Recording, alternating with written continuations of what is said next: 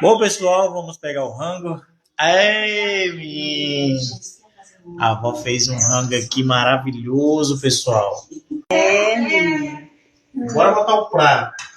Sabe como é que pedreiro é, né? Pedreiro come bastante. Minha avó, com 130 anos, já pegou um peixe hoje, cedo. Foi lá na beira do rio Lamino, ó. Olha o peixão que ela pegou. E vocês aí com 20 anos ficam com preguiça de trabalhar. Ô, lapá. Vamos comer porque sai fazendo parte.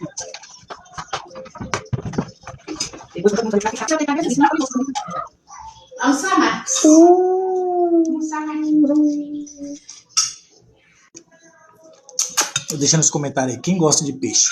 Eu sou pior que lontra pra comer peixe. Como um peixe rapidão.